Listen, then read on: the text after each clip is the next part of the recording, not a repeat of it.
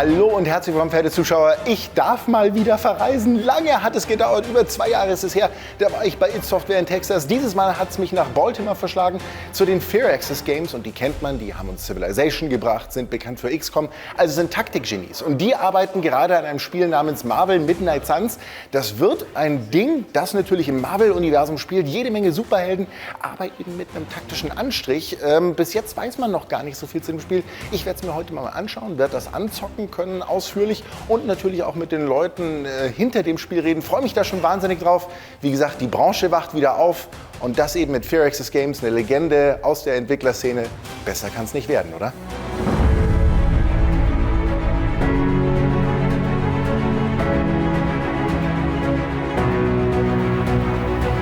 Midnight Suns ist so etwas wie Neuland für Entwickler Firaxis. Das Studio, das sich über die Jahre vor allem mit Civilization und XCOM einen Namen gemacht hat, hatte vorher noch nie Berührungspunkte mit einer anderen großen Lizenz, die nicht ihnen gehörte. Und dann treffen sie jetzt gleich auf Marvel, die schon seit geraumer Zeit nicht nur im Comic-Bereich, sondern auch die Kinoleinwand dominieren. It was maybe my only concern was the unknown, because I'm a huge Marvel fan. So my gut reaction when they said, hey, Marvel is interested in maybe making a game together, my gut reaction was first like, absolutely. But then I was like, ew.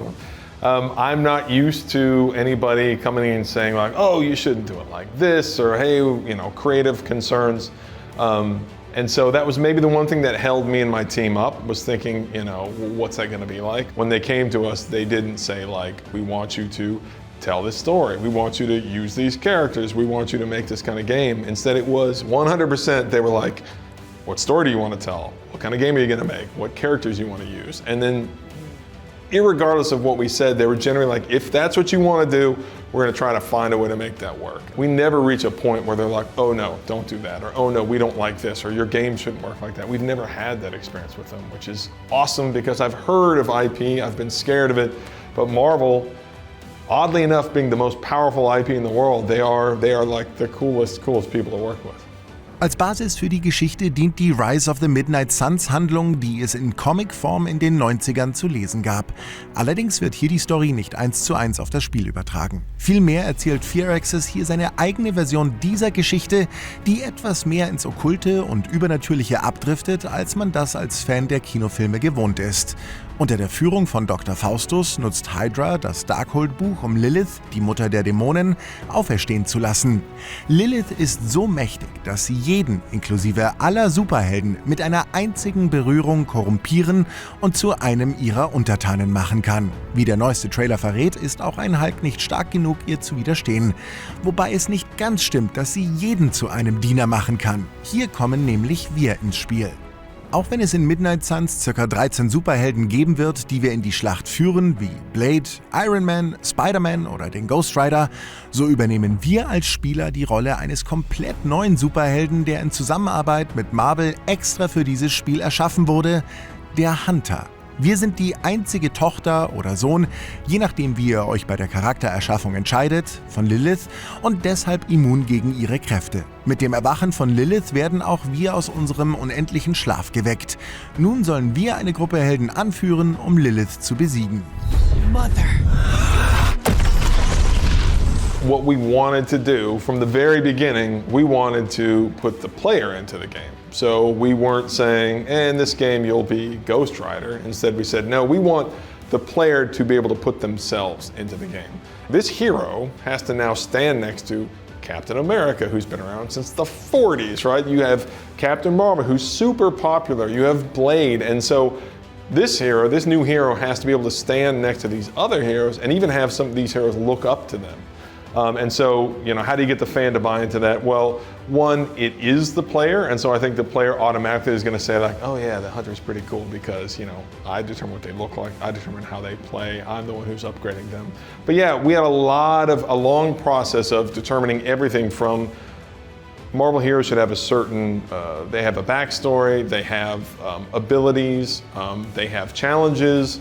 They also, even down to the way their suit looks, like that's a process that you go through. And then on top of that, we have a character that you can either play like, oh, I'm a more light hunter, which is I'm a very heroic character and I never, as opposed to an anti-heroic character where, okay, the end justifies the means. A heroic character says, no, the way we do things is as important as what we do. And so we even had to adjust for, well, we also have a hunter that can be a little more of an anti-hero and a hunter that can be of a hero. So yeah, it was a very long, continuous process with Marvel, but we were both determined to make it happen. Wer jetzt erwartet, dass man bei Midnight Suns nur mit Karten auf einem Schlachtfeld kämpft, der hat einen komplett falschen Eindruck von diesem Spiel. Midnight Suns ist kein reines Strategiespiel. Es ist ein taktisches Rollenspiel, bei dem es darum geht, euren Charakter und die Superhelden um euch herum weiterzuentwickeln und herauszufinden, welche Kombination an Helden im Kampf euch am besten zusagt. Ein wichtiger Bestandteil ist dabei die Abtei, die Basis der Midnight Suns und eine kleine offene Welt, in der ihr so einiges entdecken könnt. There's a couple of basic gameplay things you're going to do every day. That's going to be earning new abilities or upgrading abilities. But as the game goes on, and as Tony Stark and Doctor Strange start performing research, you're going to unlock new things to build around the Abbey that's just going to add more and more gameplay that you can engage in. Everything from you can go on we call threat room missions. You can go to different dimensions to fight enemies. You can do all kinds of things in the Abbey as you build it up. In addition to, of course, daily narrative where you can interact with the heroes as the story unfolds. But then, yes, then there's a completely large section of grounds outside of the Abbey. And this is really optional for the player to engage in, but there's completely different narrative, not tied to the main story, completely different narrative. There's all kinds of challenge missions and rewards that can be found out on the Abbey grounds, but it takes a lot of exploration. There are puzzles out there, challenge missions you have to overcome. And so it's something that the player can kind of do at any time, but it's a lot of content. Wirkt die Abtei am Anfang noch recht übersichtlich, wird das Areal nach und nach etwas größer, was auch daran liegt, dass wir in diesem Teil des Spiels auch Fähigkeiten erhalten, wie zum Beispiel, dass wir bestimmte Begrenzungen einreißen können. In der Abtei treffen wir aber auch auf andere Mitglieder unseres Teams. Manche davon können uns direkt unterstützen, wie Dr. Strange, über den wir neue Karten für den Kampf erlangen können, wenn wir ihm die richtigen Materialien liefern. Oder Blade, der mehrere Karten eines Typs zu einer stärkeren kombinieren kann. Es ist aber auch möglich und sogar notwendig, sich immer wieder mal mit anderen Superhelden zu unterhalten. Dann könnt ihr per Multiple Choice die Konversationen etwas lenken und beeinflusst so euer Freundschaftslevel, denn die Beziehungen der Helden untereinander sind durchaus sehr wichtig. You really kind of need to focus on certain heroes that you form a bond with through combat, through the different things you can do in the Abbey. And then the benefits you get from that, you get, obviously it all has to result in big gameplay bonuses. So the heroes have really powerful passive abilities that they'll unlock through friendship. And then of course, their ultimate ability, which we call the Midnight Sun ability, this is a show-stopping ability. To unlock that, you have to be at your maximum friendship level. And that's how the Midnight Sun suit unlocks for that hero. So again, over the course of my playthroughs, I generally reach max friendship with maybe 3 heroes. And they have to be your favorite heroes that you say, all right, I want this like. And the Midnight Sun abilities are awesome abilities, but they really come out of you focusing on friendship with that hero. And so the gameplay benefit is really strong. And yes, it does have effects. You can always, if you wanted to, you can grind up, friendship levels on everybody, but it's not a realistic way to do things. Oh, a voice. That's it? A voice? That's what we have to go on? Results of your long crypt sleep, most likely. Habt ihr in der Abtei alles erledigt, was ihr machen wollt, geht es auf in die nächste Mission und damit eben in den nächsten Kampf, in dem ihr euch als Dreierteam gegen böse Schergen beweisen müsst. Und das eben über ein Kampfsystem mit Karten. Erst vollführt ihr eure Züge, dann ist der Gegner dran. So lange, bis eine Fraktion gewonnen hat.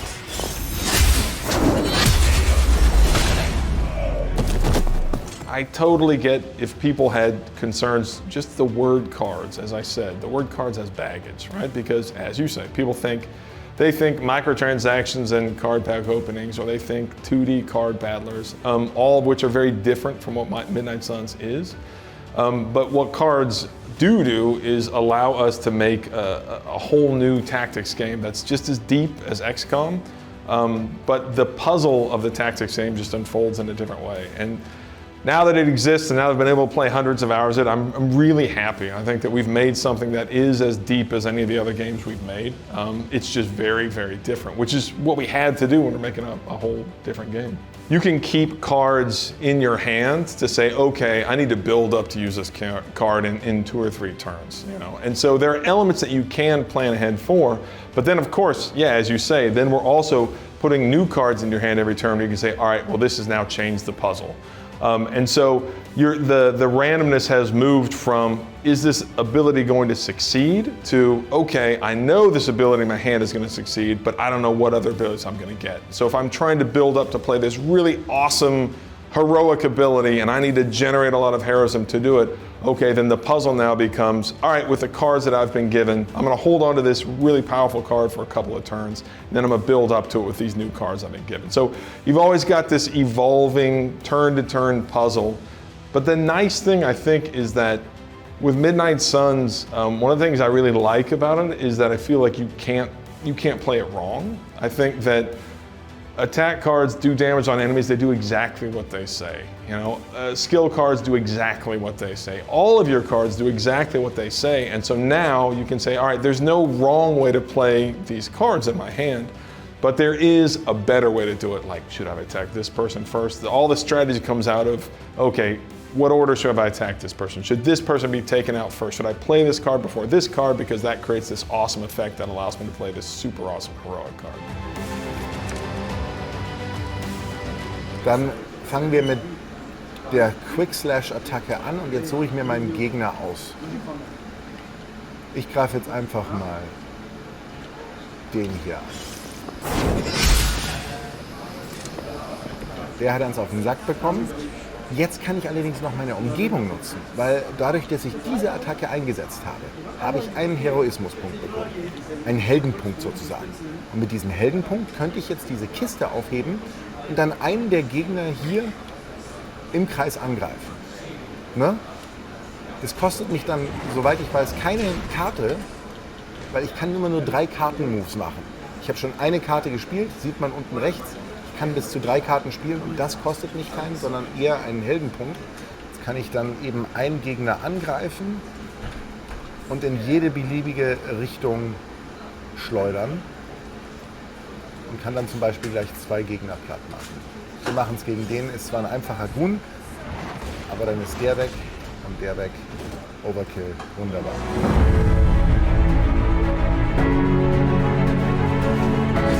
Mit dem Kampf schlägt Midnight Suns schon eine sehr andere Richtung ein, als man das von Firaxis gewohnt ist. Jeder Zug ist ein bisschen wie eine Wundertüte, wo man nicht ganz genau weiß, welche Karten nun zur Verfügung stehen werden. Daraus dann aber das Beste zu machen und flexibel zu agieren, darin liegt die Taktik.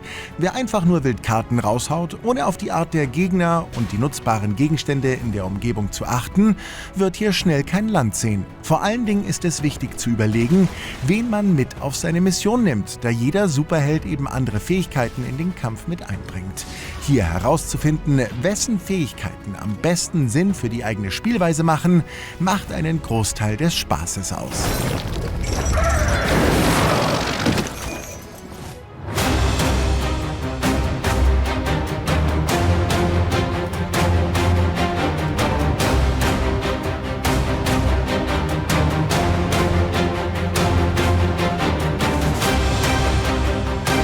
Ja, liebe Leute, ich bin jetzt einer der Midnight Suns geworden. Ich bin in gute Gesellschaft, in Superheldengesellschaft und ich bin echt überrascht, wie viel ich hier bei Firaxis anzocken konnte. Mehrere Stunden konnte ich mit dem Spiel verbringen und natürlich auch die Leute hinter dem Spiel ein wenig bezirzen und mit ihnen quatschen. Das Ding wird echt ziemlich gut. Also meine Erwartungen waren relativ gering. Und ich bin echt überrascht, wie gut das Kampfsystem mit den Karten funktioniert. Das ist durchaus sehr, sehr taktisch und man rennt da nicht einfach nur durch und es ist alles easy peasy, sondern wird da durchaus gefordert. Und dann bin ich auch wahnsinnig überrascht, wie storylastig das Ganze ist. Man bekommt da wirklich eine richtig krasse Story serviert mit coolen Charakteren, coolen, hellen Charakteren.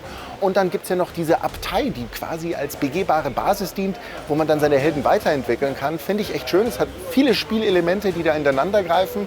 Und Firaxis macht daraus wieder einen taktischen Cocktail, der Lust auf mehr macht. Ich freue mich darauf, bin echt gespannt, wie das Ganze dann final wird. Aber mein Ersteindruck ist sehr, sehr positiv, hat mich wahnsinnig überrascht. Und ja, ich werde es zocken, wenn es rauskommt zumindest. Und dann euch sagen, wie gut das Ding wirklich ist.